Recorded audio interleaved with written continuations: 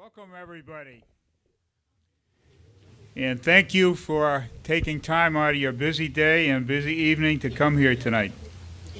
I'd like to just introduce who Citizens of Milford are. This is Citizens of Milford is a volunteer, nonpartisan, grassroots organization in Milford. We're a very diverse group of citizens that really care about what happens in our community. Our initial membership comes from the ranks of the Casino-Free Milford group. We've reorganized with the name Citizens for Milford so we could keep the CFM, and with a renewed mission, and that is to provide objective information to the Milford's public and town officials regarding issues of concern to this community. And our mission also includes working to encourage active citizen participation, and here it is. And we're so gratified that all of you are here. The whole idea is that we would do events like this to get voters engaged. And we welcome new members who want to maintain Milford as a great community to live in and work in. And so we invite anybody that would like to join us to please take a look at our website, which is citizensformilford.com. And if you're interested in pursuing this a little bit, then you will go to citizensformilford@gmail.com and you'll get a response. Okay. Now, the purpose of this forum is to enable you citizens to ask the candidates questions in a fair and unbiased forum. We're only featuring candidates in contested races due to time restrictions.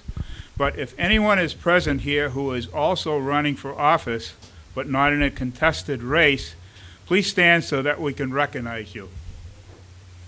Chairman Buckley, could you come up here for just a minute, please? Anybody else?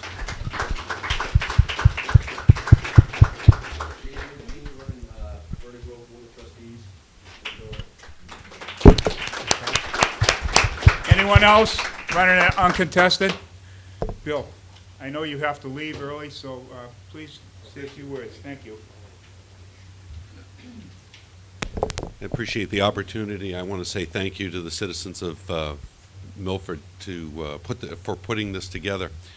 It's great to see so many people here that are interested in the outcome of our elections. Hopefully this will mean that our election tallies will go up and that people will participate. I know coming off the heels of the casino efforts, folks were heavily engaged, and it's great to see all that energy turn into something so positive as to create a forum.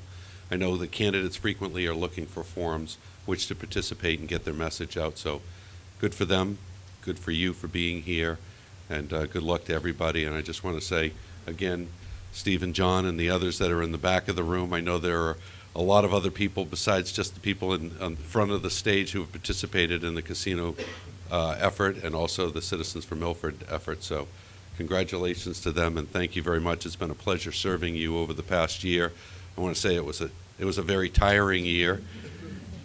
I presided over my last meeting as chairman last night, so we'll be changing that over come the next meeting. Thank you again, and again, it's been an honor. Thank you. Thank you, Bill. Thank you. There's still seats down front for anybody that wants to sit. Okay, the format tonight is we will move along race by race and ask that the candidates for each race be seated here at the front table. And someone will change the name tags for you. And we'll go through this sequence: library trustees, a tax collector, highway surveyor, and school committee. Each candidate for those positions can speak for about 3 minutes. And when all candidates are done, then for that particular race, then the audience can and should and will ask questions. Now, we need to stay on time. We need to be out of here by 8:45 and out the front door by 9 o'clock at the very latest. Those are library rules. We don't have any control over that, so we really got to make that. So Jose Costa has set up a lighting system, which is green, yellow, and red. And it will project on the back wall so the candidates can see it. When it flashes to yellow, you mean you got about 10 seconds left to wrap it up. Red, John is going to get the hook. The ground rules for the audience. Please reserve your questions until the question and answer session for that particular race, and please limit your questions to 30 seconds. Candidates are asked to respond with an answer that is less than 1 minute. Questions will be directed to anybody on the seating panel. And please be considerate with your questions. You know, each candidate has a whole lot of supporters in this room, I'm sure. We ask that you be respectful. We reserve the right to dismiss an insensitive question and move on. With that, I'm going to turn it over to John, and who is going to moderate this session. Thank you, Steve. Thank you, and thank you all for coming here tonight and participating in this excellent event. So we're going to jump right into the first contested race, library trustee, and I'm going to ask the candidates for the library trustee to come to the in the front here. There's George Clemens and Catherine Mastriani are both candidates. There's a third candidate, Scott Vecchiola, who couldn't make it this evening. He's out of town. So I'm going to ask Catherine to come right up to the podium and give us your presentation, your 3-minute presentation. Thank you, Catherine. Which will be distinctly shorter than 3 minutes. Good evening. No pressure. George, you can. Good evening. My name is Kate Mastroianni. I'm one of 3 candidates running for library trustee and one of 2 incumbents. I was appointed as a trustee on an interim basis about a year ago and hope to have the opportunity to serve the library for a full term. I'm a second-generation Milfordian. My family originally lived on Congress Street, actually where part of the current post office is now. I have a BA from Wellesley College. I have a broad range of work experience in software, both in tech support and in quality assurance, with a couple of startups that had the all-hands-on-deck, do-whatever's needed mentality, and have spent a number of years doing administrative support. One similarity all my work shares is that I like to find answers to questions and get things done. What's important to me for this position is that whatever issues may be presented to the trustees are answered and resolved efficiently. All my positions have been problem-solving ones, and I've learned the importance of communicating clearly with everyone involved so there are no surprises or issues left hanging. My passion at work has been resolving issues to the point of having been likened to a terrier for my persistence. I hope you'll vote for me for library trustee and let me use that particular skill for the library and the community at large. Thank you. Thank you, Catherine. Thank you. The next candidate for library trustee is George Clemens.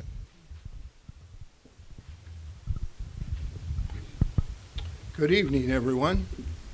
And I am very, very appreciative of your attendance here. It's a nice turnout and very welcoming. I want to say at the very outset that in running for re-election as a trustee of the library, I have no political agenda.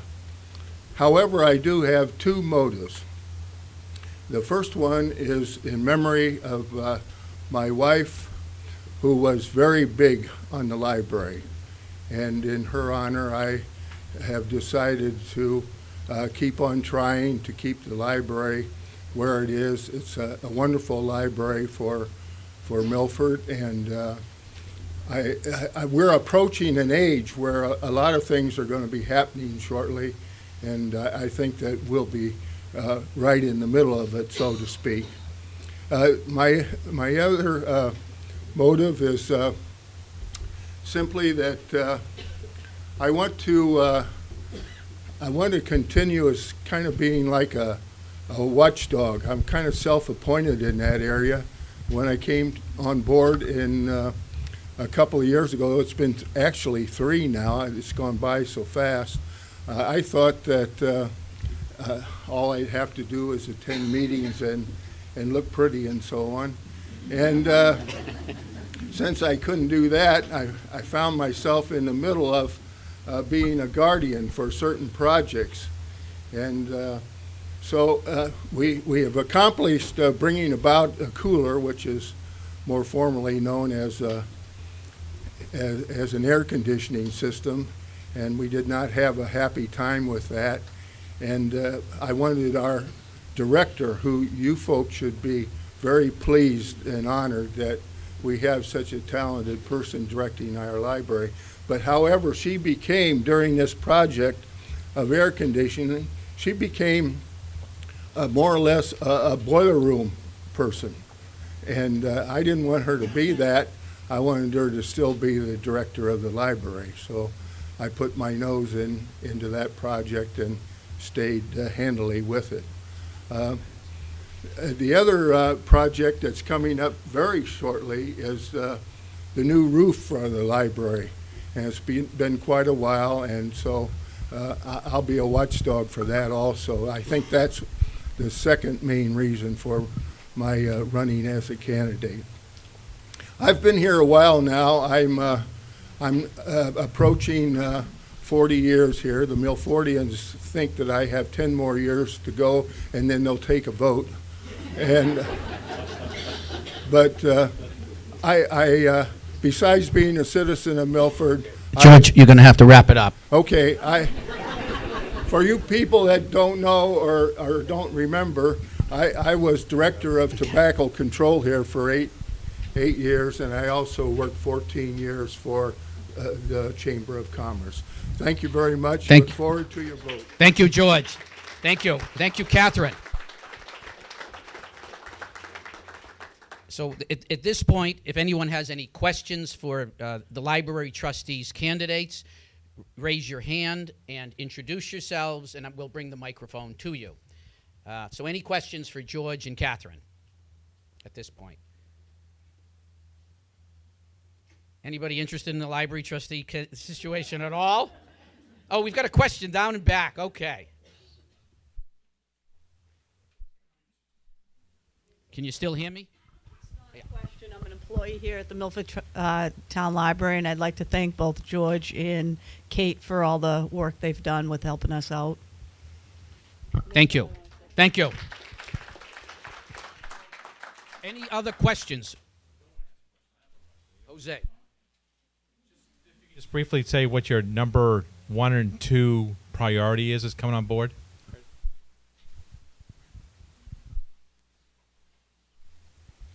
Catherine, you can come up to the podium, and then followed by George.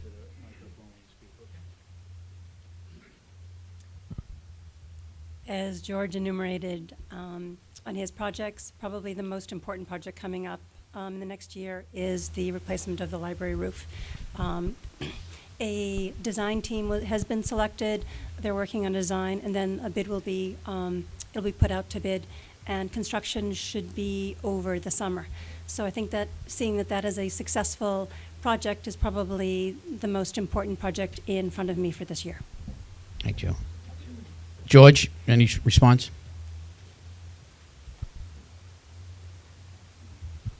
I'm probably going to be involved in a project I didn't count on.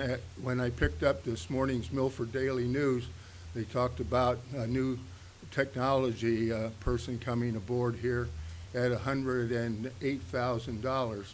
Well, one of the things I'm going to be very certain to support and probably make a little noise about is I want the library to have some segment of that technology, because you have a wonderful library here, and we can only hope that we continue to make it a wonderful one and even a better one in the long run. And if we get any segment of that technology that they're talking about, you can be assured that I'm going to be on top of it. Thank you. Thank you, George. Any further questions for the library trustee candidates? Okay, thank you, guys. You can return to your seats.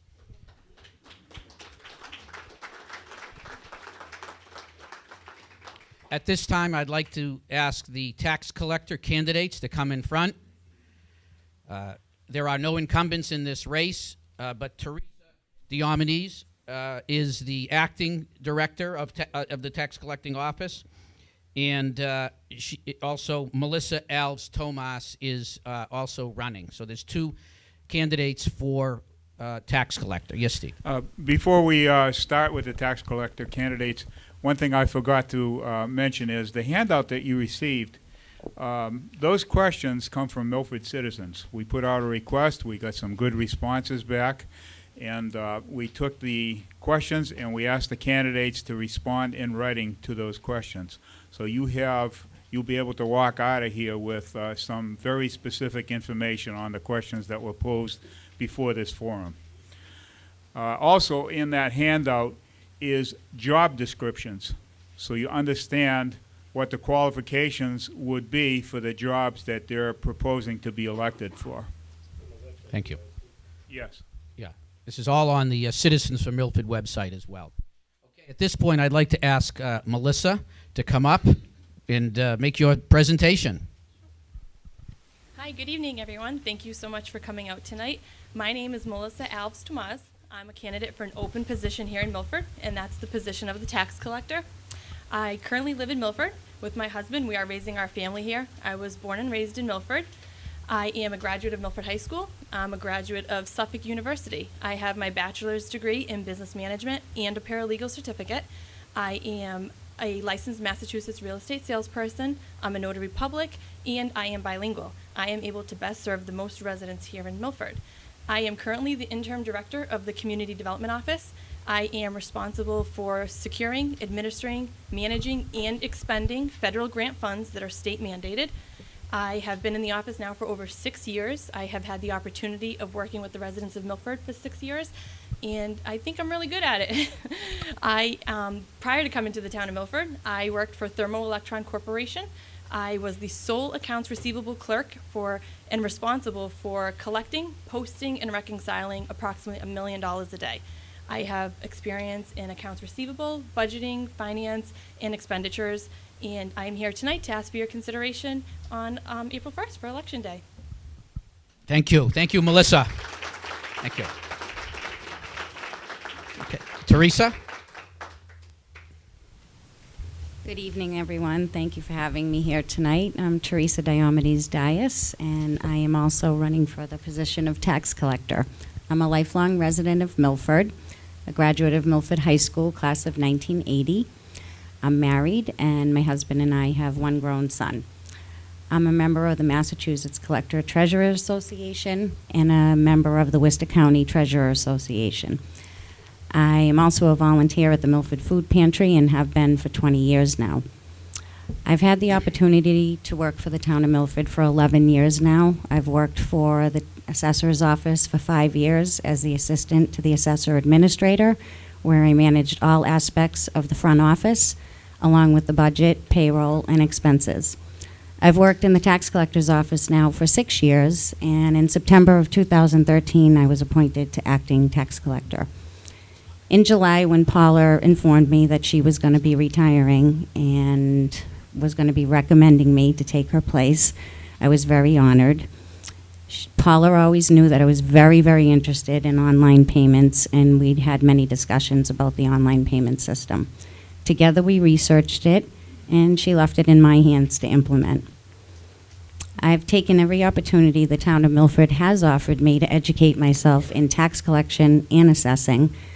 I've taken and completed the Massachusetts Collectors course, the Department of Revenue Assessment Administration course, and the Massachusetts Assessors course. I've attended several workshops in assessing. I'm knowledgeable in Mass General Law and tax collection and assessing. I've had 22 years of banking experience, and I've worked in customer service for 33 years now. Thank you very much for having me tonight. Thank you, Theresa. Thank you. Okay, at this time, we are going to open it up for questions and answers. And again, just raise your hand and I'll come to you and just introduce yourself. Okay, any questions for the tax collector candidates? Okay, one down here.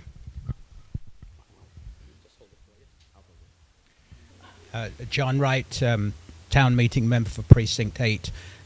Ms. Alvarez, a question for you. You've given us a very nice outline of your resume, but why do you want this job? What specifically is it about this job that you think that you can do better than Ms. Diaz?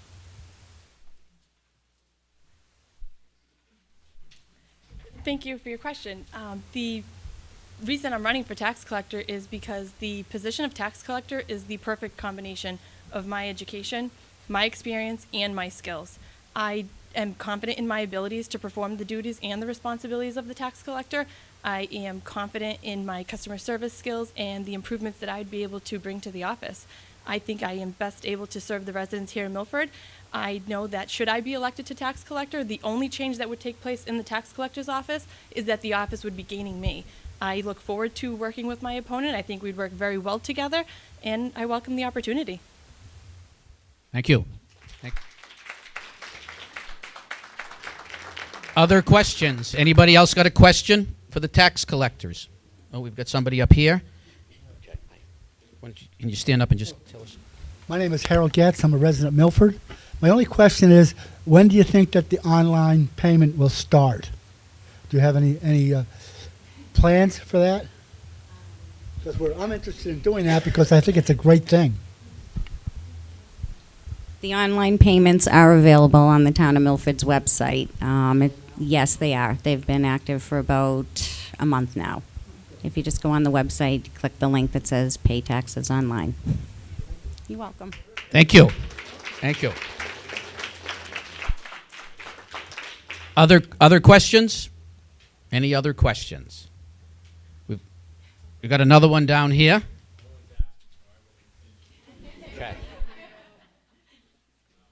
One of the things that both of you said at Thompson's WRC show last week was that technology was probably a primary area of focus. I just wanted to see if you can expand on that. I mean, you mentioned technology. Are you just talking about replacing computers, or what do you mean by technology? Why don't each of you take that? We want to start with Theresa? Obviously, I have been talking about the computers a lot. We are in desperate need of computers. They're old and they very much need to be updated. The online payments is one of them. It's something that I've been going to workshop. I've been working there for 11 years. I've attended many, many workshops, and I know all the available technology out there. Some of the times it's just a budgeting issue. We have the online payments, and I would like to do e-billing, but I would also like to check into that and see what the cost of that might be, or if it has to be outsourced. And I would like to take a survey with the residents to see how many people would be interested in that. So pretty much e-billing, online payments, and that's pretty much it for technology for the tax collector's office. Thank you, Theresa.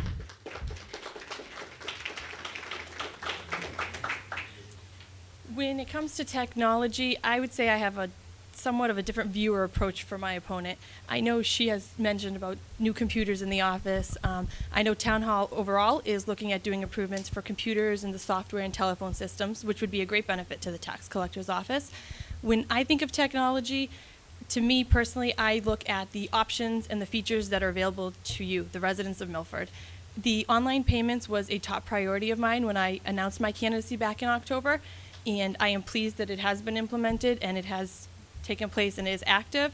I have other ideas and suggestions that I was thinking as well. I also did mention the electronic bill submission, which would most definitely be a cost savings to the town of Milford, as well as looking at other features and programs and softwares or technology that's available out there to improve the office.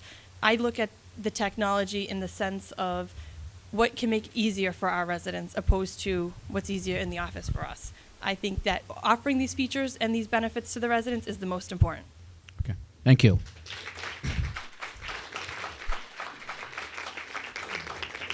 Any other questions? Okay. Mike? Yeah, Mike. I don't know if this is going to... My name is Mike Visconti. I am a resident of Milford. And my question is, considering that we have repeat offenders as far as delinquent taxpayers on the rolls, I'm wondering how you feel about payment plans for these repeat delinquent taxpayers.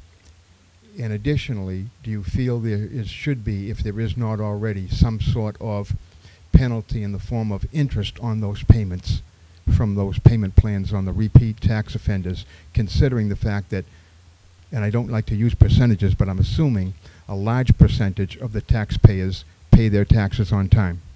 Thank you. Thank you. Let's start with Melissa on this one.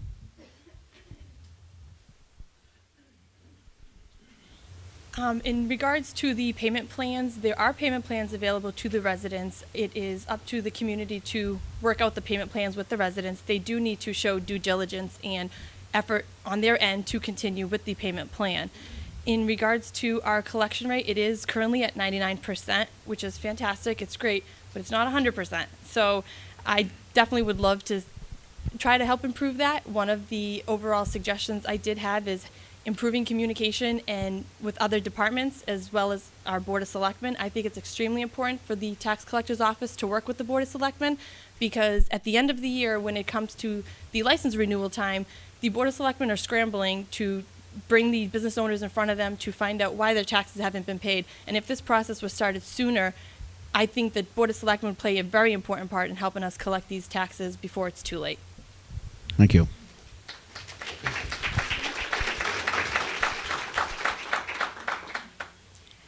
First of all, there's only so much a tax collector can do according to the law. We are very diligent in collecting taxes. We send out letters every 4 to 6 weeks. Pretty much until the administering of a tax taking, by law, there really isn't anything more we can do.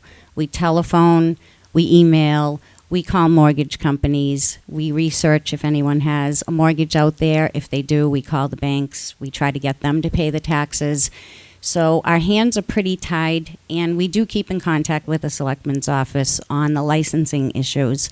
And most of our delinquent taxpayers, which are not a lot, are residential taxpayers that are facing very hard times right now, and we try to help them out as much as we can with payment plans. And if need so be, we have to administer a tax taking. And I don't like doing that. Thank you, Theresa. Thank you.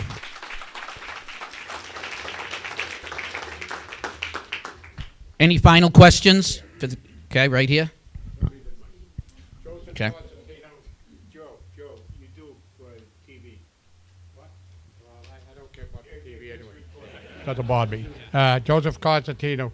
I want to say this honestly to all you people that are here. This young lady, Theresa, I've gone in there for my brother, which is it was another story, and myself personally. And go by and say hello and all that. And I say, yeah, what are the taxes? And I remember one day she says, you're late in your tax. I had to go home and pick the money up, but I come right back and I paid it.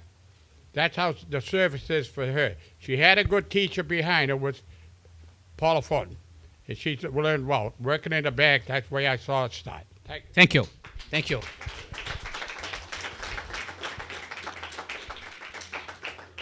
Any other questions for these candidates? If not, we'll move on. Thank you so much, Theresa and Melissa. Thank you.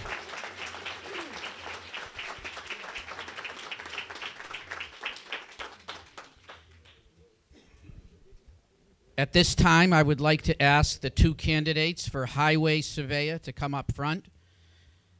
We have Scott Christofoli, who's the incumbent, and we also have Shelley LeClaire. And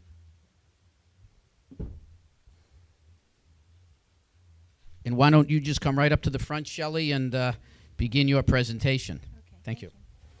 Thank you all for having me here tonight. My name is Shelley LeClaire, and I am running for the office of Highway Surveyor. I am a lifelong resident of Milford, and I am the daughter of Irma Colabello and the late James McGee. I have 2 daughters and 3 granddaughters. I attended Milford Public Schools, graduating in 1979 and Cape Cod Community College, where I was enrolled in a business administration program. I was elected your highway surveyor in 1999 and served for the following 9 years without opposition. When I managed the highway department, I worked diligently to ensure Milford roads were safe for residents. I was known for taking a proactive approach to my work. If I saw that a roadway was in need of repair, I would ensure that the issue was immediately corrected, along with the various other priorities I was managing. I was also thoughtful in my approach to these repairs, taking public safety and public patents into consideration. In running the business of the highway department, I was constantly fiscally responsible, ensuring that all of the funds available to the town were utilized in the most effective way possible. This is a multi-million-dollar operation that requires constant attention to state funding opportunities, staffing and equipment needs, and the appropriate response to residents' needs and concerns. My record shows that I was effective in all of these areas. I constantly looked for new ways that I could provide better service to the town through ongoing improvements, initiatives, and innovative programs. To give you just a few examples, during my tenure, I was responsible for the resurfacing of 94 roads, including sidewalk replacements, utilizing $4.2 million in state aid funds, the installation of 119 handicap ramps, the construction of a $1 million equipment garage, and a second salt shed. I also take great pride in the implementation of the leaf removal program, from which Milford residents continue to benefit today. After over 20 years of working in the highway department, I left my position as highway surveyor 5 years ago to pursue an opportunity in the private sector. People ask me, why am I looking to return? I can tell you I have missed the position and realized since leaving that I was able to make a difference for the town of Milford. I believe the additional insight and knowledge that I have gained will be beneficial in managing a more efficient highway department. I would very much like to use my skills to serve you once again. Having seen the state of the road since my departure, I have also realized that Milford deserves more from its highway surveyor than what it has been getting in the past 5 years. I drive the streets and see the abundance of potholes that have gone unfixed for far too long. I hear from residents who are unhappy with the state of the roads and the state of the service that they receive from the current administration. Many of these residents have been encouraging me to return to the position since I Okay, left. we're going to have to wrap it up, Shelley. Okay. During my administration, if a resident called with a question or a concern during business hours, someone was always there to answer the phone and follow up on the issue. Residents are no longer receiving the level of service they deserve. We really Okay. have to, we're trying to keep You it fair. can- and but- Consider electing me, thank you. Okay, thank you, Shelley. Thank you.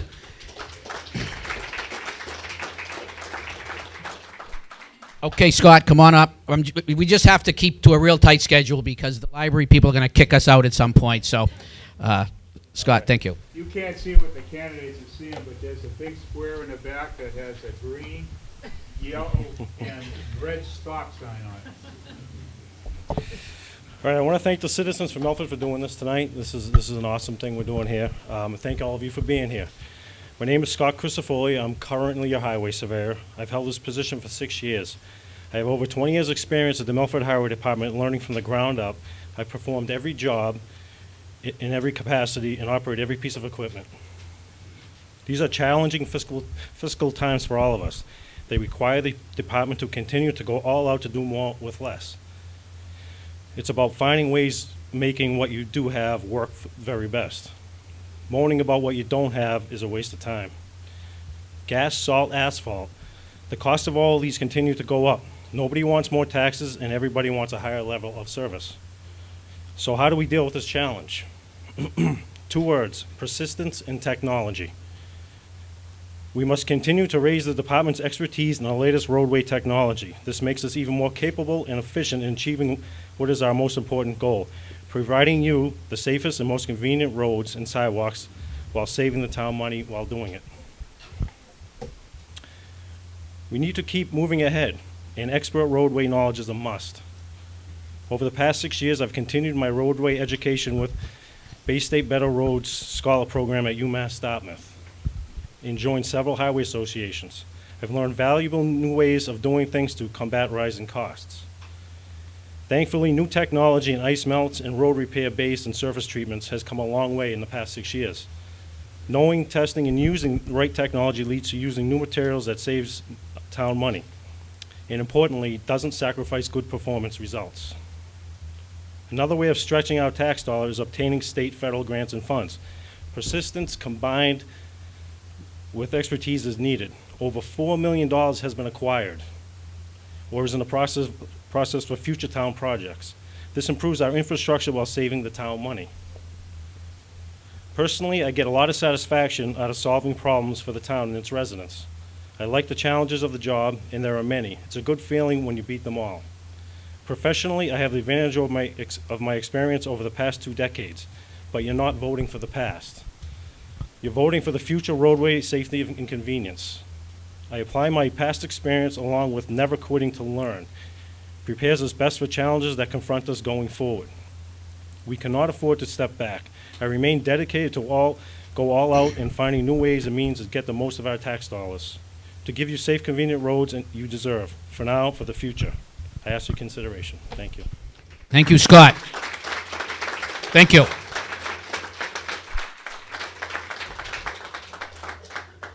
At this time, are there any questions for the candidates for highway surveyor?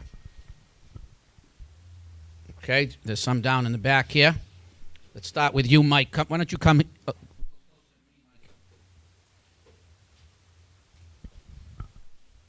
People still can hear that. Thank you. My mic, yeah. My name is Mike Visconti. I am a resident here in Milford. Many towns, it is my understanding that many towns have embarked on an extensive use of chip sealing process as a means of extending and preserving the life expectancy of their roadways. I'm wondering how you feel about the chip sealing process, and is there any benefit to that process in preserving and extending the life of our roadways? Thank you. Thank you, Mike. Thank you. Who'd like to go first? Shelley? Chip sealing is a process that's done prior to a road being too far deteriorated, where you can save it without having the cost to do full depth reclamation. The only thing I don't like about it is when the process is put down, there's stones that are put on the road that have to set up before it can get swept. So the cars unfortunately drive on it and they ping and hit and get tar in your car, and it can be quite, a mess. But it is a cost-effective way to maintain a road for probably 5 years versus just not doing anything and then having to have the full cost of doing it over from the very beginning all the way to the end. Thank you. Thank you, Shelley.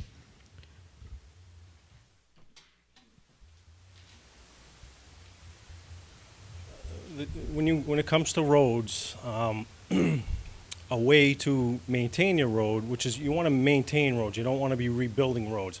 Rebuilding roads is an expensive process. So yes, chip sealing is a way to maintain roads.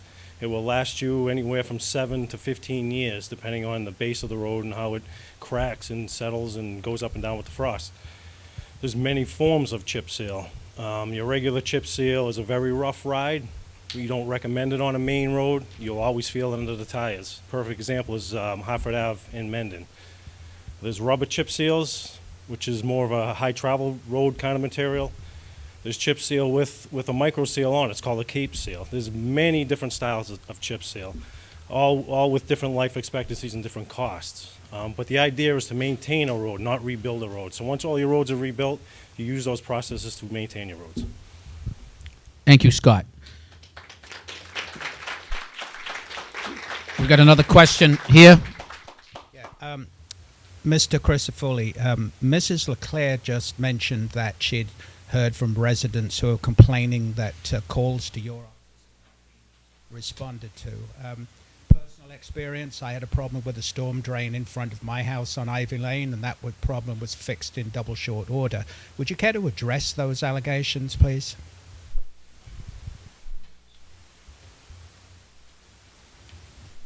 Well, I think anybody in this room who's called the office knows you do get service immediately. Not all the time can we answer a phone. You know, we're a busy office, 2 phones. Sometimes you have one person answer, one goes to voicemail. We always call back. We always answer emails or whatever it is. We always do it. We visit residents, whatever we have to do to make it right. Thank you, Scott. Thank you. Other questions?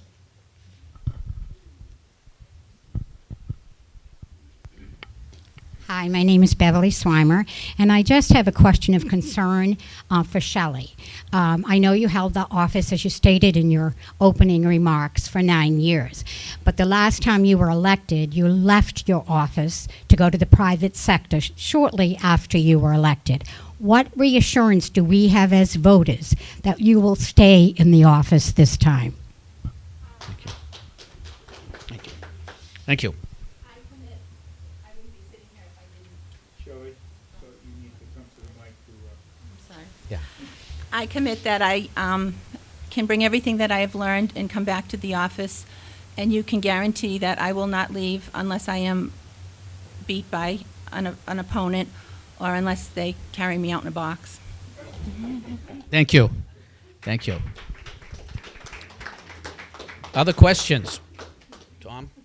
I'm Tom Russ, a Milford resident, and this more directed towards Scott. At the last selectmen's meeting that I attended, you were speaking on a computer-based system for tracking or understanding where all the pipes and plumbing and all of that is in this town of Milford. Would you elaborate on that, and then maybe Shelley afterwards could speak what she thinks about it? Thank you. Thanks, Tom. Scott? All right, you're talking about the GIS system. The GIS system is a very important tool for our new stormwater permit coming out. We have to do stormwater mapping, and that consists of mapping basically your whole drainage system with inverts, outfalls, catch basins, manholes. All that information will be loaded into the GIS system. We'll be able to look on the computer and see where everything is, exactly where it is. But other benefits, other utilities in the road will be on that GIS system. All our roads will be on the GIS system as far as grading and which ones need to be worked on, which ones don't. Our signs will be on the GIS system, see what signs are there, a picture of the sign, all this information. So that system is just full of information for the highway department, used in many different ways. Thanks, Scott. Shelley? Part of the stormwater management, I believe phase 2, is that all towns are going to be required to have this in place. It's a fantastic system. At one point, when I was still highway surveyor, we had hired an engineering company to come out and monitor and look for any illicit discharge, and we were able to locate several areas where there was a washing machine being emptied into the sanitary system. There was a gas station that had a leak in the tank, and we were able to locate that. It is a fabulous system. We did rely on the sewer department at some point because they have a camera that goes in to actually look in certain areas if we had a broken drain or whatever, but that isn't as extensive as the new system. So if the town could afford it, it would be a tremendous asset to the town. Thank you, Shelley. Other questions? Question. This question's for Shelley. I heard that you're not really happy with the state of the roads currently. Do you think that's a function of not getting our bang for the buck, or do you think we should spend more resources on our roads? Thank you.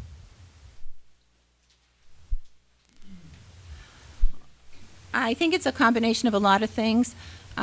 This was a bad winter, I have to admit.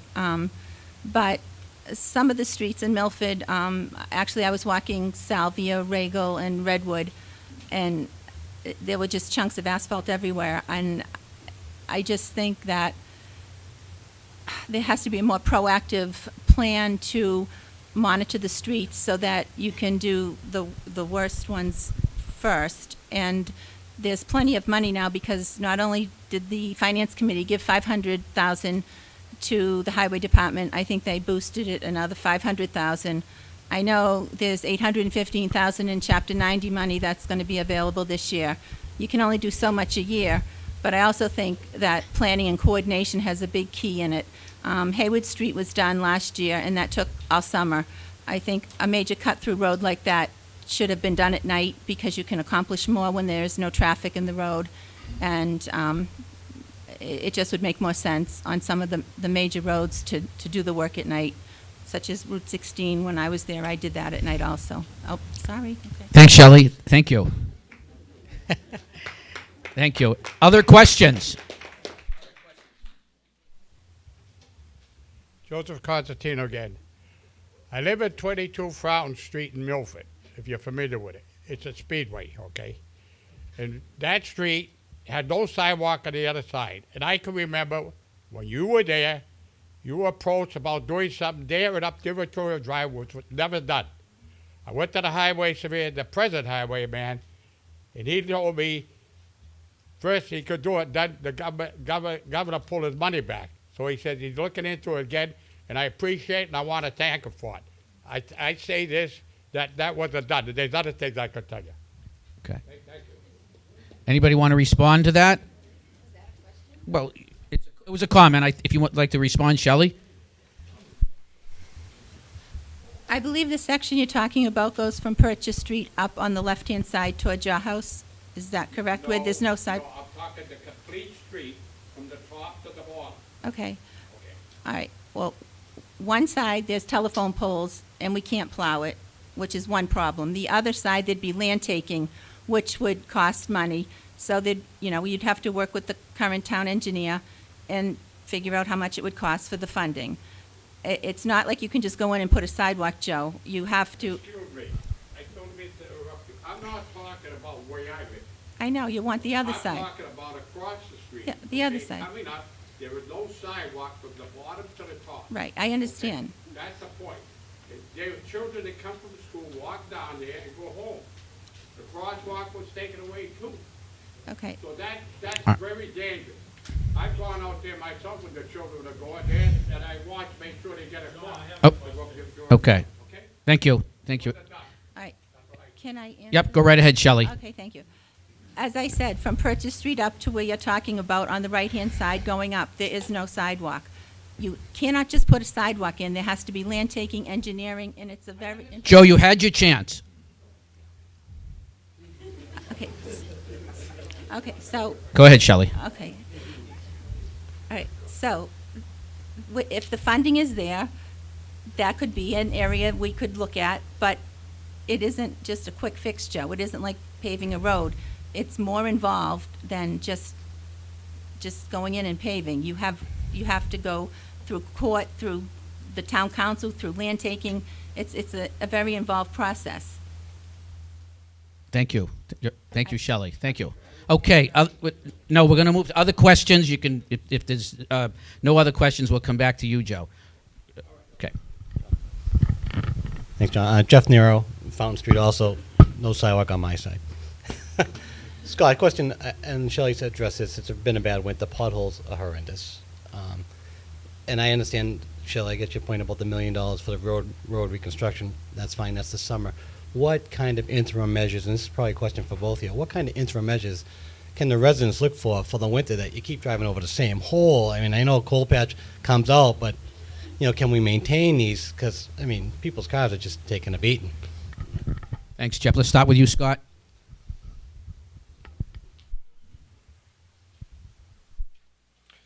Yeah, potholes are a huge issue constantly. It goes all throughout New England. Basically, the only way to fix a pothole properly is to find out what the problem is. Why is there a pothole? It could be a number of reasons. It could be thin asphalt, water under the road, obviously frost pushing up a hole. There really is no quick fix in the middle of winter. They call it cold patch. It's a temporary patch. You can use hot top, but when you put a hot top on ice, it's not going to stay. Sometimes it stays, sometimes it doesn't. So basically, what you do is in the summertime is you find those bad areas, we grind them out, we get down to the source of the problem, and we repave the whole area. We've tried everything from hot boxes to, spray. They have these machines actually spray emulsion stone, and nothing works 100%. You'll get lucky, one will stay, and the next day another one will pop out. So the idea is to get to the bottom of it, basically, bottom of the pothole, and fix it from there. Thanks, Scott. Shelley, would you like to respond? I agree with my opponent. There's always an underlying problem why the majority of the potholes are there, whether it's poor drainage or whatnot. However, one of my proposals would be to purchase an asphalt hot box, because when you finish asphalting any area, you always have extra mix, and it just sits there and goes to waste.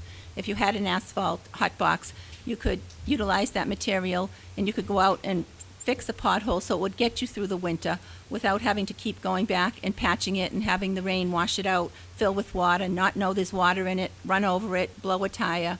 And it just would be a temporary Band-Aid, but it would be money well spent because you would not have to constantly dodge the potholes. Thank you, Shelley. Thank you. We have another question down here. In one of my nights I have free, I watched a TV. It was a local station that was talking about the pothole issue, and there's a technology that's being used, actually developed in New Hampshire, that's being used throughout the country, and it's technology both are familiar with, infrared technology that's used on roads today. And they discussed how infrared is used in the wintertime to actually fix the pothole issues, that you're able to get the heat that you need that you typically don't get in the winter. So I'm assuming it's a little bit costly, but can you just touch a little bit on could that solve our problems? Okay. Shelley, you want to start with you? Infrared has been around for quite a long time. I would require the contractors to use it if we had a new road and then there was, say, a gas leak or a water main break, and you actually saw cut the road and you infrared the patch, and it's basically seams it so that you don't have any depression or bump. It would be very, very costly, and I don't know if it would be, I don't believe it would be cost-effective for the town to do that for such a short season when you could do it with the suggestion I had with the asphalt hot box. But it does work great. I don't think it would be worth it for Milford. Thank you, Shelley. Scott?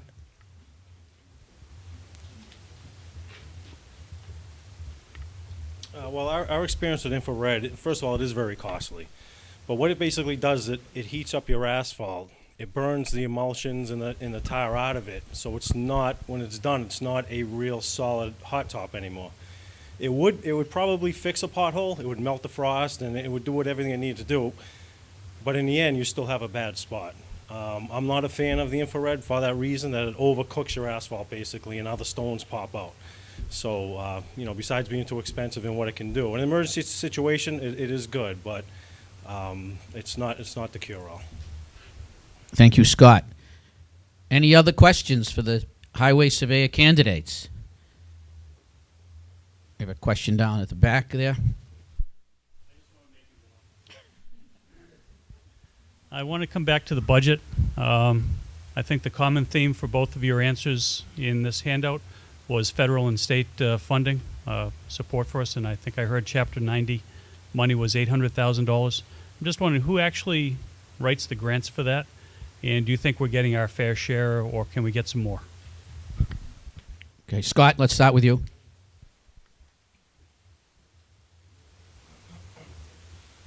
All right, Chapter 90 is money given to us from the state to repair roads. That's a fixed number every year. They determine what we're going to get and what every community gets. That's not really a grant program. Grant programs like hazard mitigation programs that I've been using. We've done a culvert on Church Street. We're doing a culvert on Westbrook, and we have a culvert on Main Street. All that right there is about $1.8 million. Then we're also using TIP funding for the section of Main Street from Hopedale to Water Street. That would be roads, sidewalks, culvert, in the intersection at 140. That alone is a $2.4 million project. So there is grants and there is funding, but Chapter 90 is not a grant. That's just money given to us from the state. Thank you. Shelley? Chapter 90 actually isn't a fixed amount. It's derived by the cherry sheet, and every town receives a different amount. There were years where we received a lot and it peaked, and then it went down, and then it went up, and it's about $815,000 this year. At one time there was upfront money, which was wonderful. They would give it to us. We didn't have to do any work but spend the money, and they would reimburse us. That went away, unfortunately. but the state works well with us if we have any questions. My concern with the Chapter 90 money is the way it works. You put in for a project request, it gets approved, you do the work, you spend the money, the town borrows the money, and then you put in for a reimbursement request. If the reimbursement request isn't done in a timely manner, it costs the taxpayers money because the treasurer has to bond or borrow the money, and the last several years it has taken up to 8 months for the project requests to be put in. So I just would do it in a much more timely manner. Thank you, Shelley. We've got another question here in the audience. Thank you, John. My name is Mike Visconti. I do live here in Milford. I'm wondering how you feel about time restraints for allowing road openings to occur prior to the winter season coming on. And more importantly, how do you feel about closing those time frames down a little bit so that road openings will be closed up and secured long before the winter sets in? Shelley, you want to start with that one? Historically, street opening permits are allowed April 1st. November 15th is the deadline that we no longer let contractors cut the pavement. Obviously, if there's an emergency where there's a gas break or a water break, you have no choice. People need sewer, people need to have water. I don't see where we could start any sooner because, the asphalt companies, they don't open well, they do, but they're in Hyde Park, so it wouldn't be cost effective unless, you had a heated body, and we only have one, unless you've added another since I've been there. So I would not extend it any later than November 15th, and I would not start any sooner than April 1st. You all set? You want to, Scott?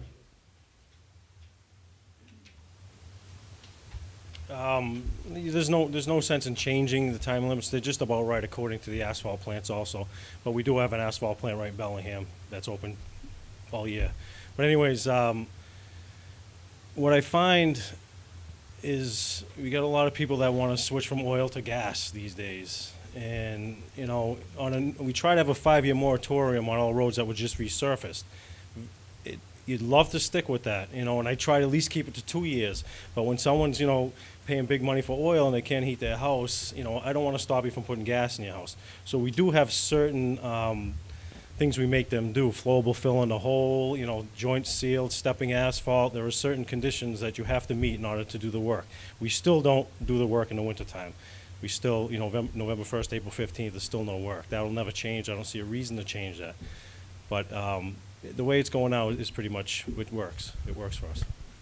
Thank you, Scott. Thank you. We have time for just one more question for the highway surveyor candidates. Any more questions? Final call. Shelley, Jeff again. Just a quick question on the hot box, just to clarify. You would buy a hot box for the winter to do the potholes? Are we paving in the winter? Do we have, what would we have extra mix for to put in the hot box to pave the... I'm specifically looking for interim fix for the potholes. No, excuse me, you wouldn't necessarily buy it. Each road that's done, there's always an excess, so we have like a stockpile of... In the summer. So we have like a stockpile of asphalt, whatever, either asphalt, cold patch, whatever, and it's cold, so you can't use it. So that is what you would put into the hot box to make it, do its job. Thank you. Thank you. Thank you, guys, Shelley and Scott, for a great presentation. You can return to the audience. Thank you.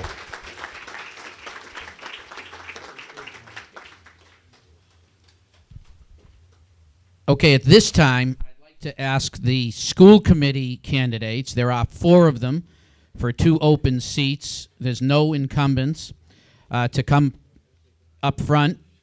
We have Joe Callery, John Erickson, David Levine, and Jennifer Parson.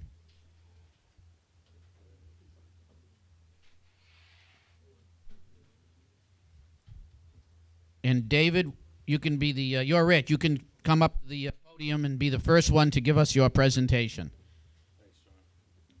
Let's wait till everybody's got a seat here.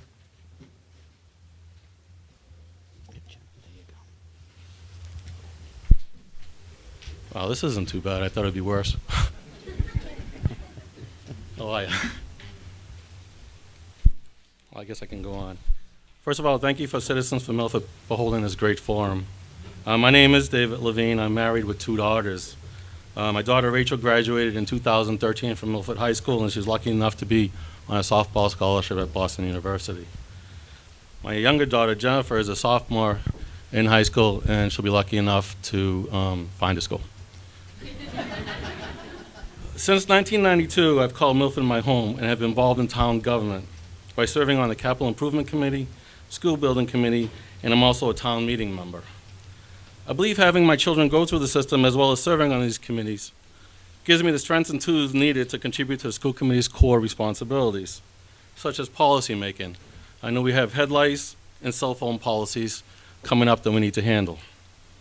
Budget management, security, Common Core, information technology, Willen, and what are we doing with the middle school east? Goal making and achievement, reducing our dropout rate, increasing our test scores, and challenging the overachievers. I am running for school committee because Milford is my hometown, and I like to be a part of our children's and town successes. If anyone has been on the committee with me or has seen me on a softball field, will know my passion for asking questions, suggesting new methods, or overturning a bad umpire call. Lastly, I always go back to the woman I met at a bake sale. After I introduced myself, she said she liked me because I was new and different. I think it's time that Milford gives new and different a chance. Thank you, and please vote on April 1st.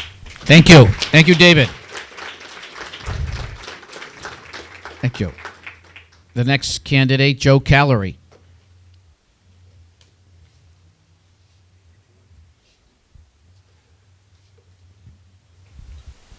Good evening, everyone. Thank you for coming here tonight. I'm sure you all had nothing better to do on a Tuesday night. Joe Callery, I'm running for one of the 2 seats that are available for the school committee. I want to start off where I left off at the PTO forum a couple weeks ago. I think this is a great opportunity. You've got 4 people running for 2 spots. That just shows how much these people are really into the schools. And it brings up a lot of great issues that haven't been brought to the table that I know of yet. And I'm learning just as much as my fellow candidates are learning as well. A little bit about me. Born and raised in Milford. Grew up over here on Haywood Street. Some of you might know me. I've got an older brother. Graduated in 91 in high school. I graduated in 96. My parents currently live in Hopedale. I've got 2 kids. 8-year-old boy who's currently in 2nd grade. My daughter, Krista, she's a year and a half. Gorgeous, gorgeous. She'll be going through the school system as well. So at this pace, I'll be going in and out of the school systems 15 years plus. Kids love sports. Son's in football. He does flag football. And my daughter does pretty much whatever my son does. She's the football in half these cases. They like to play around. Homeowner, I bought a house recently here in Milford. I've lived in Milford. I finally bought my own house. I live over on Violet Circle. Great neighborhood. 4th generation Milfordian. My grandparents, great-grandparents. If you ever in the center of town, you go near Milford Fire Department, you'll see a little square there. It's Philip J. Callery. That's my great-grandfather. Served in World War II, one of the first to die in this area. My work ethic is pretty good. I work for Milton Cat. I oversee government contracts in the multi-million dollars worth. Right now I'm working on at least $40 million contracts with the government through my company. I balance budgets for these companies, mostly Raytheon and the government. My bosses are great people. Even the owner of the company fully support me in this endeavor that I'm taking. Some of the reasons why I'm running for school committee is I've got 2 kids, and a lot of my friends and family have kids in the school system as well. So I'm not doing this personally just for my kids. I'm doing it for all their kids and all my friends. 60% of the town's budget is the school, so it's the backbone of any community. To be a part of that, it's huge. It's the most important part of a town. People move to towns based on the school system. I feel that's great. Some of the other things, I'm yellow. I gotta hurry up. I wanna be part of the new Woodland School that's gonna be coming out. I think that's great that the town's invested a lot of money into this school. Let's see, a couple other things is that, you know, I feel confident that I can bring a lot of different things to this committee. Being young, like I said, I'm gonna have a lot of time, 15 years going through the school system. I gotta hurry up. So Yeah, thank you, and I consider having one of your 2 votes come April 1st. Thank you, guys. Thank you. Thank you, Joe. Thank you. At this point, we'd like to ask John Erickson to come up.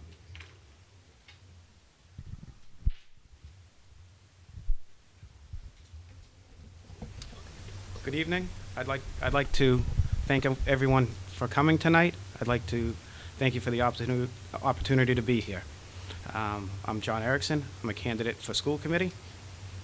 For those of you that don't know me, I'm a lifelong Milford resident, and I'm a graduate of the Milford school system, Milford High School class of 1986. I went on to graduate Worcester Polytechnic Institute in 1990 with a Bachelor of Science in Electrical Engineering. Following college, I was a self-employed contractor here in town for approximately 20 years. I was fortunate enough to be hired as the Assistant Building Commissioner in 2004, and I was able to assist the late Anthony DeLuca, who was a great mentor. In 2011, I was appointed as the full-time Building Commissioner, an opportunity for which I am very grateful for. I believe the school committee is a very important board in this town. It oversees a very large budget of nearly $40 million. I think my background suits me well, and I hope to serve as a productive member. I am able to make rational, unbiased decisions. I have no children. What I will have is the best interest of the town at all times. I care about this community a great deal, as much as most of you, and I really look forward to the opportunity to serve as a school committee member. Thank you. Thank you, John. And last but not least, Jennifer Parson. Thank you all. Thank you for the opportunity, and to the citizens of Milford for having us here tonight. My name is Jennifer Parson, and I am seeking a seat, one of the 2 available seats on the Milford School Committee. I am a lifelong educator. I'm a principal currently of an elementary school that houses grades K through 5 in the Northborough Public Schools. I've been there for the past 3 years. Prior to that, I was a principal of a kindergarten first grade school in the Hopkinton Public Schools. Prior to that, I've had experience teaching at the elementary and middle school levels, grades 4, 5, and 6. Beginning of my career in the Atlanta Public Schools, when there were no jobs in this area, everyone said, go down south. And I went down south and secured a position basically on the spot, which doesn't tell you much. A very green young girl down in Atlanta being hired immediately. Doesn't say a heck of a lot, but they had faith in me, which was a good thing. So I am not a lifelong Milford resident. I don't know when you get to quite say you are a townie. I'm definitely not there yet. I haven't earned that even with my 17 years of living in Milford. However, I do feel a great sense of closeness with this town and great pride in this town. My mother grew up in Milford. She is a Macklow. I am part of the Macklow and Friedman families. And growing up, we spent a lot of time in Milford at their home on Purchase Street. I remember in some of the summer heat waves walking from the home on Purchase Street to one of the little markets there to get ice cream with my grandmother. So I have a long history in Milford. I have 2 children right now in the Milford Public Schools. My daughter Eva is in 5th grade at Stacy, and my son Ben is in the 2nd grade at Brookside. For me, it's been very intriguing to see my own 2 children going through the Milford Public Schools and using my own knowledge and experience as an educator to see them through and develop an understanding of where they are, and develop a better understanding of where I am as an educator based on some of the things I have learned from my colleagues in the Milford Public Schools. We have a great school system here. I have spent my life devoted to education. I am passionate about education, about curriculum, about policy development, about strategic planning and planning for the future in our school district, both for our town and certainly for the future of the children who we take in our care every day. I am very excited about the prospect of serving the town on the school committee, and I would certainly ask for your consideration on April 1st. Thank you. Thank you, Jennifer. Thank you.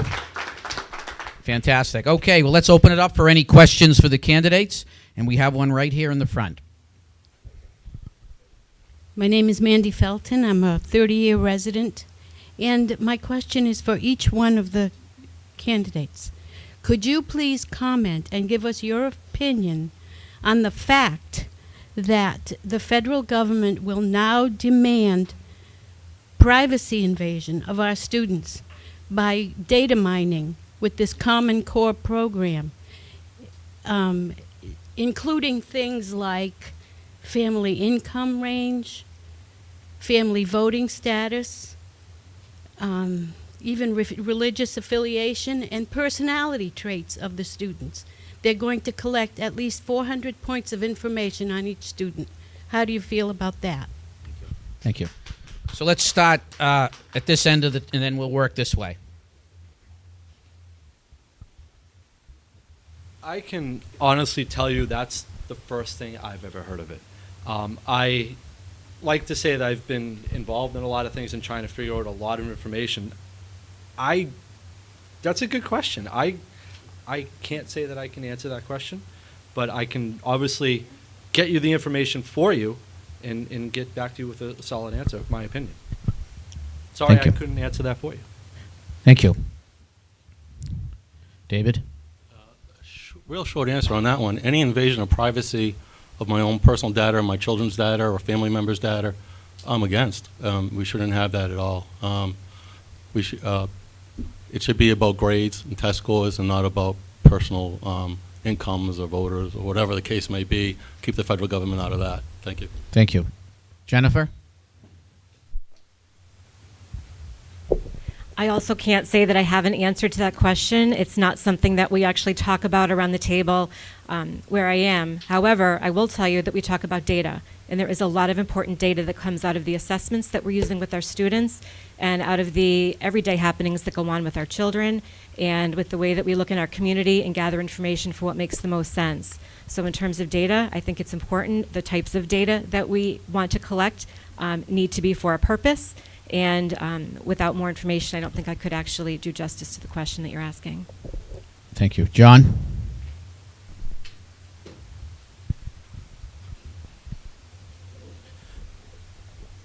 Yes, as others have indicated, I am. This is my first exposure to that piece of information. I'm not sure exactly what data they collect, nor how they track it, and without knowing more, I really can't give any kind of an assessment on it. Thank you. Thank you. Other questions for the candidates? Okay, one down here.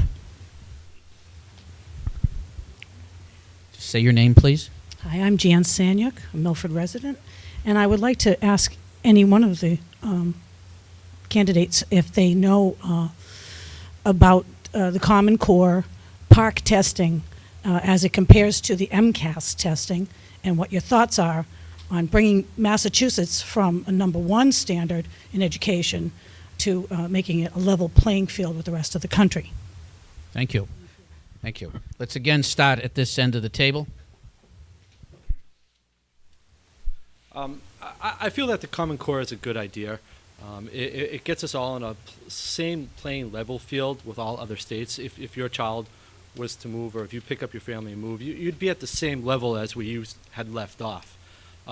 Regarding MCAS and scores, I think if you give the teachers the ability to teach our kids from a struggling level to a steady level to an advanced level, and give all those kids the appropriate and best attention you can give them, I think we could take care of all those issues. Thank you. David? The reason for the Common Core in the park is to get everybody on the same playing field. Everybody will have the same curriculum, and the park is supposed to be geared towards career readiness and knowing where the child stands when they graduate high school.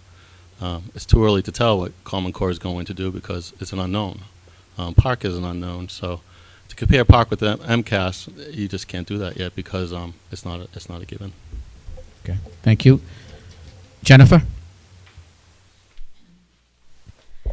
The Common Core, which we are all working very furiously to align ourselves with in Milford and in every other town in the state, the Common Core levels the playing field for our students, and it produces what I think is the most important piece for all of us, which is consistency.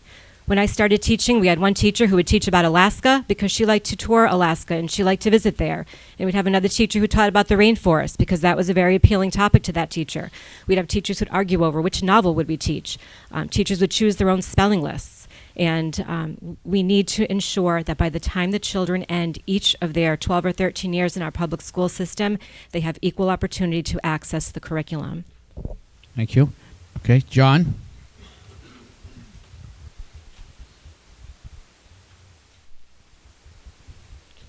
Yes, the concept of Common Core is, as mentioned, supposedly to level the playing field.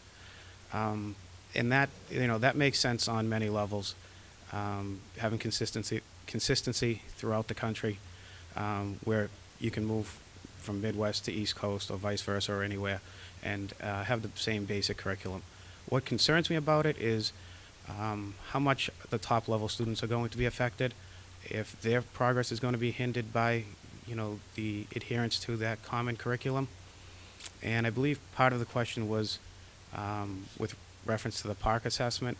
And with respect to that, I believe that's supposed to be a much more accurate assessment of the students' abilities, but it's too new to really see how effective it will be. It hasn't even been implemented yet, and my understanding is when it is, it's going to be on a test basis. Thank you. Thank you. John, I think there was a question up here in the front. Hi, I'm Dan Nero. We have the lowest MCAS scores in Milford, the lowest SAT scores in the entire area. We're at the bottom 1/3 of the state of Massachusetts with a community like Brockton.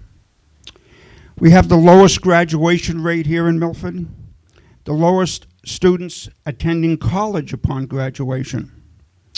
Now, we asked a question in the that you passed out to us, but I didn't find any answers. So I'd like you to try to address it again. What would you do to dramatically change what I would call a failing system? Thank you. Okay. Let's start again with you, Joe. I would see where we can go with our teachers and faculty. Get all these recommendations from our teachers and faculty, present it to the superintendent, find ways that we can better these scores. Maybe more funding, more technology, anything that can help these teachers to better these scores would be a dramatic step forward. Also, you have to take in consideration of, Milford's a melting pot for diversity. We're taking students in that English is their second language. So it does bring down our scores. It does bring our dropout rate down. If you catch these kids at an early start, you can better their chances of hiring their test scores and have a better chance of getting out of this hole. Milford does pretty well. I think we're ranked 37 in the state as a school. So teachers and everyone are doing pretty well. David? Mr. Nero, you said this at the town meeting when we're going for the Woodland project, and I'm going to have to respectfully disagree with you. The Milford school system and the MCAS and the graduation rates are good. We have an 85% graduation rate, 15% dropout rate. If you go onto the Mass EDU website, you'll see the people who are dropping out, and you'll see the people who the scores aren't good. We need to target those individuals in those groups. We do that by making them engage in the classroom and finding where their strengths are. Their strengths may not be in education, their strengths may be in trade or some other factor. That's why we have the hospitality program. I know that you said at the town meeting that the hospitality program is only good for students when they get out, it's a low-paying job. Well, low-paying job is better than no job at all.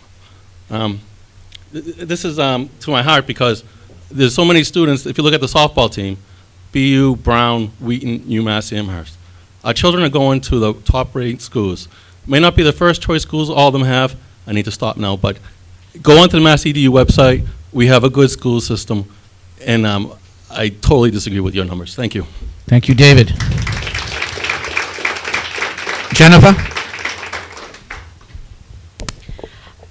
Similarly to what David just said, I also have to respectfully disagree with the comments. Having seen my own 2 children go through, I'm looking at my children's education through the eyes of an educator and through the eyes of a parent.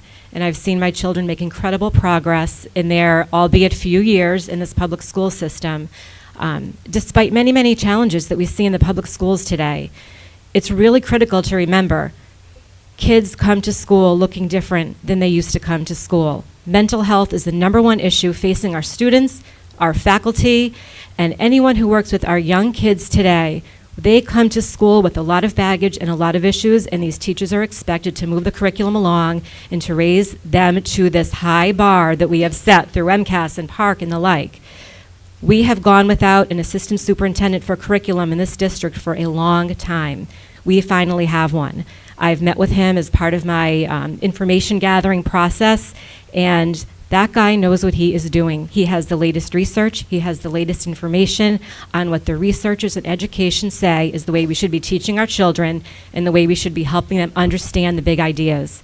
So I feel strongly that we have a good system. We can always do better. That's Thank what you. I would hope to do on this committee. Thank you, Jennifer. John? Thank you.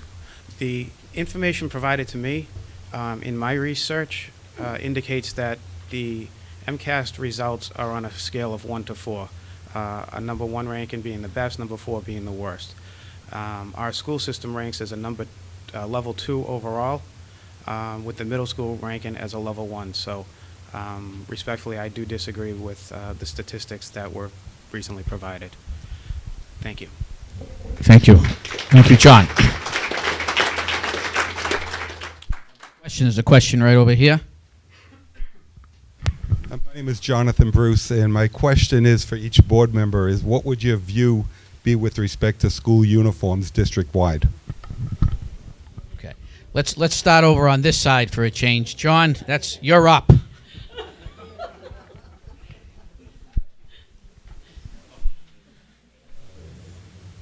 So if I understand the question, it's what is my view on a school uniform district-wide? I do not feel any need to have a district-wide uniform. I just don't see the benefit. I'm sorry. Thank you. Jennifer? Personally, it would save a lot of hassles for all of us, especially when we go shopping with our children and making sure the straps are just so and the length of the shorts are just so. But personally, I'm not in favor or an advocate of school uniforms. I do believe kids need to express themselves, and clothing is one form of that for young children. However, I am fully in favor of dress codes and in schools doing the best that they can to enforce children looking appropriate and looking tasteful to the best of their ability at their young ages. Thank you. Thank you. Joe?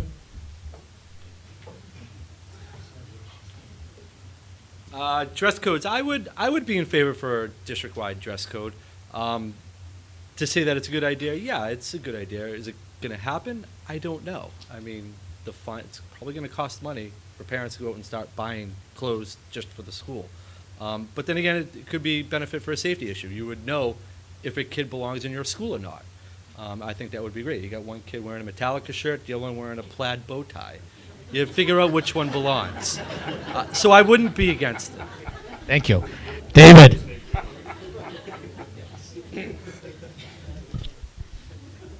When I leave the house with Jennifer in the morning, when she wears her yoga pants, I think we should have a uniform dress code, but that's just a dad talking. Thank you. Appreciate that one. No dress code, uniforms. I believe in freedom of expression. Children should wear what they want to wear as long as it abides to the dress code policy. We don't want to have uniforms. We need to have our children to be individuals. Thank you. Thank you, David. Thank you. Other questions? I know there was a couple more out there. Tom? Tom Russ. For John, you stated you don't have kids. I'm curious why you would want to be a school board member, and what do you think you're missing in not raising kids and having them come up through the Milford school system? Thank you. Thank you. John?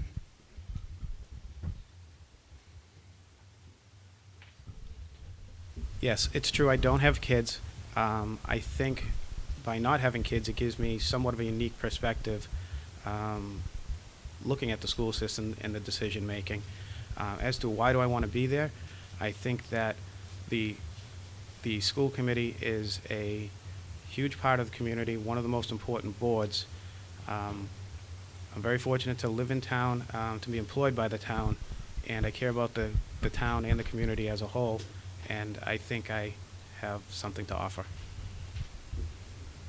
Thank you, John. Thank you. Other questions? We've got another one down here. So first I want to thank each and every one of you guys for running, not just the school board, the tax collector, the highway surveyor. I'm just thankful that there's so much participation this year. For you guys, I'd like to know, what are your thoughts on Middle School East and what we should do with it? Thank you. Let's start down there with Joe. Middle School East, that's an ongoing issue right now. It's got a great gym. We could use that. We could also use it for maybe some of the youth center programs that they could have over there as well. I believe if you get the heads together, the finance committee, some of the selectmen, try to figure out what we could actually do to this building. There's always an option of selling the building. There's always an option of demolishing the building. What's going to benefit the community? I don't have the answers for that. I think everyone here has their own separate idea of what they would want to use that building for. I think all those ideas would be great ideas. It would come down to, could we afford to keep the building? Because right now it's going to cost a lot of money just to keep the lights on. And what do we do? How do we utilize that building? I think there's a lot of issues that need to be brought into this to figure out what we can actually do to put into this building if we keep it or if we sell it. So I think there's a lot of leg room there to what we could all have something do in that building. Thank you. David? Middle School East, I put Middle School East with Woodland, the development of Woodland. First thing I would do is look at the Woodland budget and see where we can put away money to save aside for Middle School East, because they go hand in hand. We need to use that contingency money for Middle School East because we don't know what we're going to do with it. There was there's conversations about leasing it out to colleges, but we need to do a cost benefit to that, because how much college use are they going to use it? What are the lease terms? What's the economic amounts? And are we going to be losing money because we still got to heat it? Who's going to pay for the costs for that building? If I was a betting man, we're going to demolish it, unfortunately, and make it into a parking lot. That's my guess. It's a big building. It's a white elephant. We can go out to the marketplace and look to see if there's any private use for it, for commercial buildings, for assisted care facilities, or something to that effect. But my guess is if it's going to be too much of a burden to the town, we're not going to have it standing. Thank you. Thank you. Jennifer? I won't waste too much airtime on this because my answers are virtually identical to everything I've already heard. It needs to be studied. We need a lot of people, invested people, to figure out the options, and the best use best decision eventually will be determined.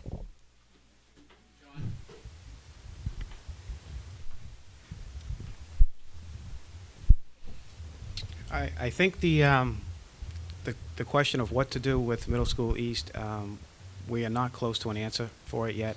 The gymnasium is a great benefit. Seems like there's never enough gyms in town for the kids' programs. But also putting it back on the tax roll could be a very attractive option. Parking is limited. It's in the downtown area. But when I look at it, when I look at that school, I look at the original architecture of the school when it was St. Mary's High School, and it's really got some great features to it. And then they added the addition sometime afterwards. But I look at that similar to the Granite Building, what a beautiful building that one is, and I wonder if somebody might restore that to its original condition, and again, we put it for sale and put it back on the tax roll. I don't know that that's the answer, but I think that's just an interesting option that needs to be explored further. Thank you. Thank you, John. Thank you. Other questions for the school committee candidates? Mike?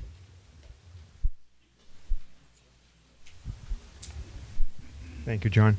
My name is Mike Visconti. I am a Milford resident. I did ask this question at the Senior Center Forum, but I'll ask it again for the benefit of the people who are here and were not able to attend the Senior Center Forum. How do you feel about the current policy in the school system which allows teachers to have their own children in their classrooms? Thank you. All right, let's start over here with you, John Erickson.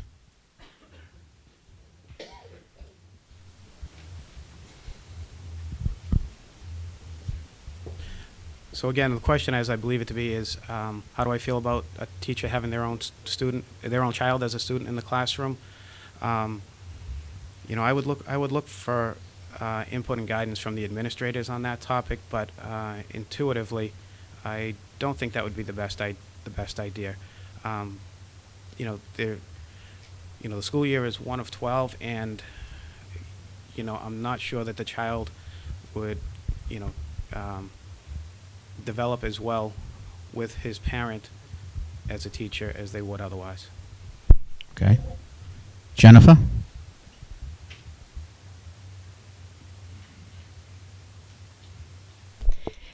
In my practical experience, we do not place children in classrooms with their parent. Children need a unique experience as much as we can offer it, and natural separation and the opportunity to be independent from a parent. That's a big part of the school experience. However, I would not be in favor of setting a policy that would prohibit a child from being in a class of a parent, because there may be some times where it's not something you can prevent. For example, there may be a parent who is the only teacher who offers a certain AP course at the high school, or there may be a parent who offers some kind of a specialized program at another level, or maybe the parent is a phys ed teacher and it's the only way that 900 kids in the New Woodland can be scheduled. So as a matter of practice, it's not something I would promote, but it's also not something that I would prohibit. Thank you. Thank you, Jennifer. David? First of all, I don't know what child would want to be in classroom with their parent. They see him enough at home. I agree that if it's unavoidable and a child needs to be in a classroom with their parent, then as long as the teacher does not create any favoritisms both ways, and if the child doesn't create any favoritisms, then I don't see an issue. But otherwise, I agree with Jennifer. It shouldn't be in the classroom. Thanks. Thank you. And Joe? So what I said at the Senior Centers Forum, I was, who the hell wouldn't want to go to school with your mom and dad? It's a free ride. It's great. But looking into it a little bit more, it's a little bit hard. You want to get away from your parents, try to learn. And if you're there with mom and dad, you're just focusing on, I can do this, I can do that, no problem. So I wouldn't be in favor of it, but as Jennifer said too, there's just some cases where you can't get around it. It's the parent teaches that one class and you're taking it. So I wouldn't be in favor of it, but again, we'd have to look into it. So thank you. Thank you, Joe. Thank you. Other questions for the candidates? Jeff Nero, do you feel the current security measures in all our schools are sufficient? And if not, what would you do? Thank you. Let's start over here with you, Joe. I feel the security issues that we have right now are solid.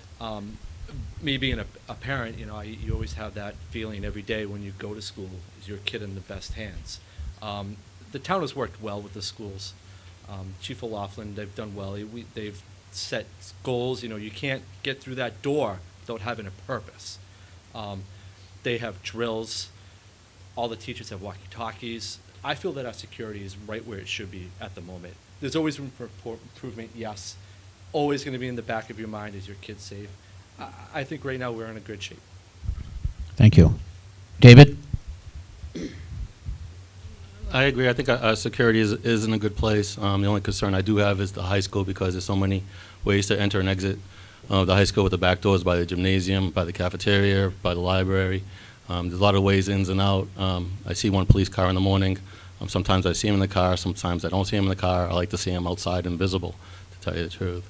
I think with security, I think it's our reaction time is more important than the security measures. I mean, how do we react to an event? What is our time for the police? What is our time to lock down the school? And how do people react to it? I think is the key. And Mr. Trombley did a great job with the mock training, training all the administrators, the teachers, and how to react to a disaster. And hopefully we won't have to apply it. Thank you. Thank you. Jennifer? I think the key word you used in your question is sufficient. And I'm not sure, as a parent or an educator, any of us feel that there is such a thing as sufficient safety measures. I think what we have to do is keep working on it, keep evaluating what we have in place, and making sure that we're always looking at what is out there, what's available to us that's going to make our schools safer. However, we all know the sad reality is we can put every measure into place that we would like to, and a tragedy still may happen. The most important thing that I've seen Milford start with is, 1, keeping the exterior doors locked, and 2, beginning the process of training our staff in how to react in an emergency situation. It's not always just you're going to evacuate because it's a fire drill. It's not always you're going to evacuate because there's an intruder. And it's not always that you're going to lock down in a darkened room and cover your head and hope for the best. There are many, many theories that have been researched by numerous safety officials nationwide, and I would continue to implore Milford Public Schools, our school committee, to look at those options and make sure that our staff and our students have the most up-to-date training possible, and that we evaluate our buildings and see if there are areas of those buildings that could be better outfitted for security. Thank you, Jennifer. John?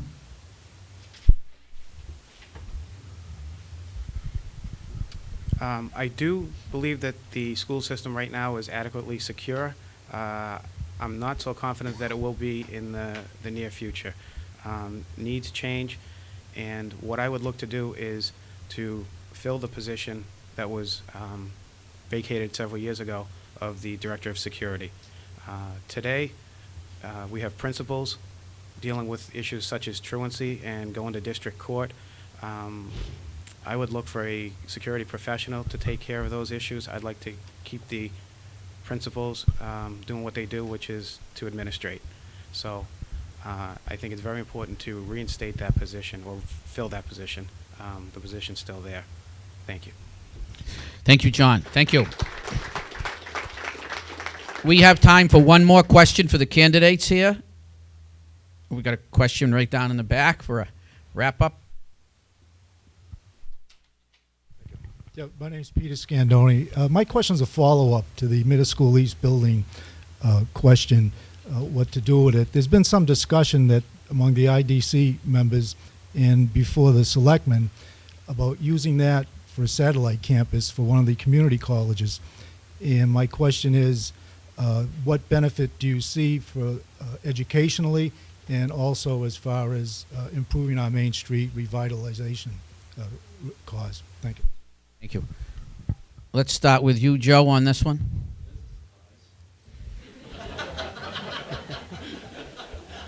I think, sorry.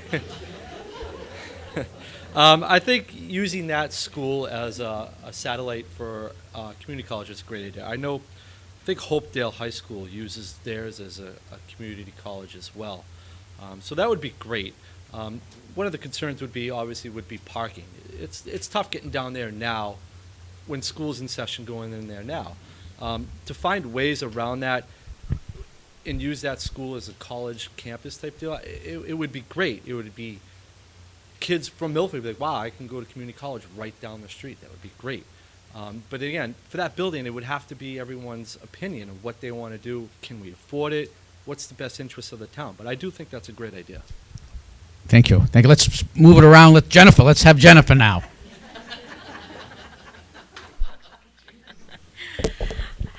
Certainly, I would think the addition of a community college into our downtown would be a wonderful benefit to our community. We have a school district that has already demonstrated an interest in partnering with institutions of higher education, and it can only serve to benefit our students. I think the real issues would come with who is expressing interest, looking at all of the different options that we have and assessing if that truly would be the best one for our town. But as an idea in and of itself, I think it's a terrific idea. Thank you. Let's go to David. Well, I'm in the real estate industry, and I would do my due diligence on that. I would look to see what the usage was for that school. How much is it going to be used? Is it going to be used all day? Is it just going to be night? I went to a satellite school in Framingham High School. It was only used at night for Northeastern. So it depends on how much, what the usage is, depends what the lease terms is. It all comes down to dollars and cents. You got to figure out what the lease, how much you're going to receive and how much you're going to expend. If we make a profit out of it, then we use it. If we don't, then we don't. Thank you. Thank you. And finally, John.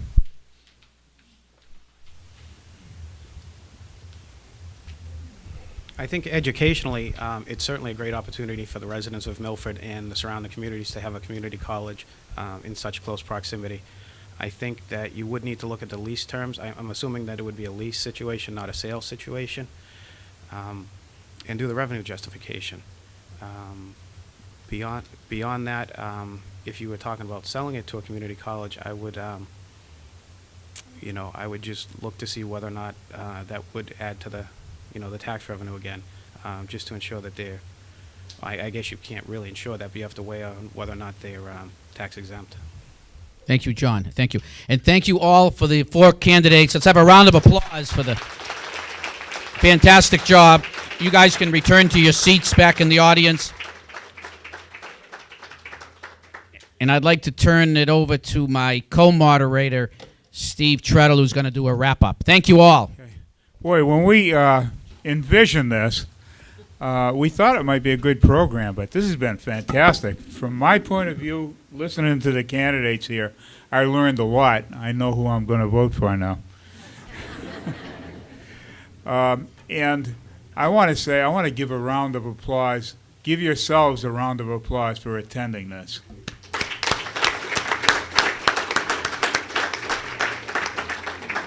Thank you so much.